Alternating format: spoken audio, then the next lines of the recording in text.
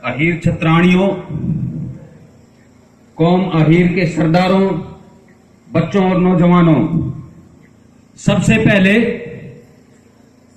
मैं अपने अहीर समाज, जामनगर के अहीर समाज को धन्यवाद देता हूं कि अहीर रेजिमेंट आंदोलन के इतिहास में इससे बड़ी रैली आज तक कभी नहीं हुई थी।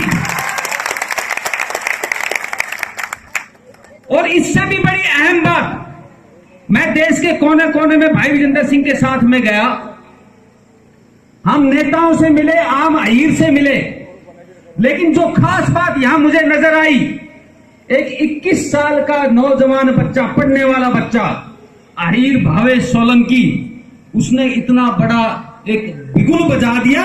इसको साधुवाद, ऐसा बच्चा अहीर के घर घर में पैदा होना चाहिए। दूसरी बात, कौम के अहीर सरदारों जो देश की सबसे बड़ी पंचायत पार्लियामेंट में हमारी नुमाइंदगी करते हैं, हम सबसे जाके मिले, सबको दरख्वास्त दी अहीर रेजिमेंट के लिए आगे आने के लिए। कुछ ने संतावना दी, कुछ मौन हो गए और किसी ने तो सांस भी नहीं निकाली। मैं धन्यवाद देता हूं आदरणीय विक्रम भाई माडम को, जो पूरे रथ में, इस रेजिमेंट के रथ में साथ में घूमे और अपनी आवाज बुलंद की। कौम के सरदार ऐसे ही होने चाहिए। सरदारी किसको मिलनी चाहिए? जो अहीर समाज के लिए सबसे पहले अपना सर कटाए, उसी को सरदारी दो। अब मुद्दे पे आता हूं, अहीर रेजिमेंट क्यों चाहिए। मैं सन 62 की कहानी बताता हूं। सन 1962 में जब चीन के साथ लड़ाई हुई तो हिंदुस्तानी फौज के घुटने तोड़ दिए गए। हिंदुस्तानी अफसर, चाहे वो सिविल के हों, चाहे फौज के हों, जवान ज्यादातर पीछे हटने लग गए। चीन का मुकाबला नहीं किया जा रहा था, हमारी फौज पिटती हुई पीछे आ रही थी। लेकिन उस सन 62 की जंग के काले अध्याय में एक जगह मर्द भरा मोर्चा जमा था और उस मोर्चे के ऊपर 125 अहीर अडिग खड़े थे। सब कहते हैं कि आखिरी गोली और आखिरी आदमी तक लड़ना है और मरना है, लेकिन ये इतिहास सिर्फ 120 अहीरों ने रेजांगला की लड़ाई में लिखा था, जहां अंतिम गोली और अंतिम आदमी तक अहीर के बच्चों ने चीनियों के दांत खट्टे किए थे। कहानी यहीं खत्म नहीं होती। जब फौज की पिटाई हो गई, नेहरू जी रोने लग गए, तो क्या हुआ कि लता मंगेशकर जी ने एक गीत गाया मंच पे, आपने बड़ा सुना होगा, 15 अगस्त और 26 जनवरी को बहुत बजता है कि ऐ मेरे वतन के लोगों, जरा याद करो कुर्बानी, जो शहीद हुए थे उनको याद करो कुर्बानी। लेकिन आपको ताज्जुब होगा, ये गाना जो बनाया था ये उन अहीर सैनिकों के ऊपर बनाया था, लेकिन जब गाने के बोल आए तो उस गाने के आगे के बोल थे, कोई सिख, कोई जाट मराठा, कोई गुरखा, कोई पंजाबी, सरहद पे मिटने वाला हर वीर था भारतवासी। लेकिन अहीर कहां थे? नाम अहीर गुम था। उसकी वजह यह थी कि जो 120 अहीर शहीद हुए थे, उनके कांधे पे नाम अहीर नहीं, कुमाऊं रेजिमेंट लिखा हुआ था। इसलिए इस गुमनाम भरी शहादत को इतिहास के पन्नों में उचित स्थान दिलाने के लिए ही अहीर रेजिमेंट चाहिए। मान सम्मान के लिए, पहचान के लिए अहीर रेजिमेंट चाहिए। और जो जवान शहादत देता है देश के लिए, उसके सम्मान के लिए अहीर रेजिमेंट चाहिए। अहीर रेजिमेंट के बाकी फायदे भी बता देता हूं। आने वाले दौर में, आज नहीं तो 20 या 50 साल के बाद में, हर जगह निजीकरण हो जाएगा, प्राइवेटाइजेशन हो जाएगा। सारी सरकारी नौकरियां, रेलवे है, बैंक है, ये सब निजीकरण हो जाएगा, आप देख लीजिएगा। लेकिन जब तक किसी भी दुनिया का इतिहास है और देश का अस्तित्व है, 3 चीजें हरदम सरकारी रहेंगी। पहली, फौज का निजीकरण नहीं हो सकता। दूसरी, पुलिस, और तीसरी है टैक्स डिपार्टमेंट, क्योंकि बिना टैक्स के भी सरकारें नहीं चलती हैं। और आपके ये जितने भी रिजर्वेशन या कुछ भी मिल रहा है, मैं उसकी अहमियत को कम नहीं आंक रहा, लेकिन आने वाले दौर में इनका अस्तित्व नहीं रहेगा अगर आपको फौज के अंदर अपना हक अपना प्रतिनिधित्व नहीं मिला तो। दूसरी बात, जब रेजिमेंट बनेगी तो सिर्फ अहीर के बच्चे, 25,000 अहीर के बच्चों को रोजगार मिलेगा।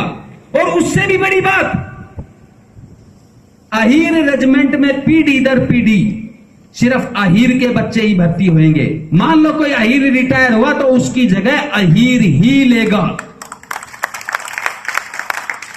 तीसरी बात, मान सम्मान की बात है, पहचान की बात है, रोजगार की बात है, रोटी की बात है, और सबसे बड़ा जो है वो इस कंधे पे नाम अहीर लिखा जाएगा, उसकी बात है। मेरी आप तमाम अहीर सरदारों से, अहीर भाइयों से विनती है, यह आंदोलन लंबा चलेगा। इस आंदोलन का बीड़ा उठाया है एक नौजवान यदुवंशी जो दिल्ली से आते हैं। ये हर तरह से महफूज है, आर्थिक रूप से मजबूत हैं, लेकिन कौम का जज्बा है और इन्होंने बीड़ा उठाया कि पूरे हिंदुस्तान में रथ यात्रा चलाई जाएगी और अहीरों में जन जागरण होगा और आखिर में इस हक को 2017 से पहले हासिल करके ही रहेंगे। अब ये क्यों नहीं बनी, कई बार कल प्रेस कॉन्फ्रेंस में मुद्दा उठा था कि मुलायम सिंह जी ने क्यों नहीं बनाई। मैं ज्यादा गलत टिप्पणी नहीं करना चाहता, लेकिन कौम अहीर के सरदारों के साथ एक दिक्कत यह है कि जब सत्ता आती है तो सत्ता के नशे में होश खो देते हैं, और जब सत्ता चली जाती है और होश आता है तो सत्ता की ताकत ही नहीं रहती, और इसी वजह से अहीर रेजिमेंट के लिए कभी पहल नहीं हो पाती। तो जो भी आपकी नुमाइंदगी करते हैं उन सब से मेरी विनती है कि इसकी कहीं ना कहीं किसी लेवल पे इसकी आवाज जरूर उठाएं। गांव के आम अहीर से लेकर और देश की सर्वोच्च पंचायत में जो भी आपकी नुमाइंदगी करते हैं उनसे मेरी हाथ जोड़ के विनती है कि इस कौमी मुद्दे के लिए आगे आए और भाई विजेंद्र का साथ दें। समय की पाबंदी है, ज्यादा न बोल के दूसरे मुद्दे पे छोटा सा बोलूंगा, व्यसन के बारे में। अभी भी कई भाइयों के मुंह में कुछ न कुछ फंसा होगा। हाथ जोड़ के विनती है, अहीर मजबूत कदकाठी का और मजबूत चरित्र का आदमी है। इस व्यसन को छोड़ दीजिए, अपने आने वाली नस्लों को सुधारिए, आने वाली नस्लों को तबाह मत कीजिए। ये जो आपका है आने वाले धीरे धीरे 2-3 पीढ़ियों के बाद इसका असर दिखेगा, अभी नहीं दिखेगा, लेकिन 2-3 पीढ़ियों के बाद इस नशे का जरूर आपको दिखेगा। तो आप इसको त्याग दीजिए और एक गौरवशाली और सबल समाज का निर्माण कीजिए। और अंत में जो कल मैं एक भाई से कहना था, 2 लाइनों में खत्म करता हूं, और मेरी बात का बुरा मत मानिएगा, मेरे निजी विचार हैं। अगर अच्छा लगे तो अपना लेना, और अगर बुरा लगे तो हूं अहीर छू, अपना भाई समझ के माफ कर देना।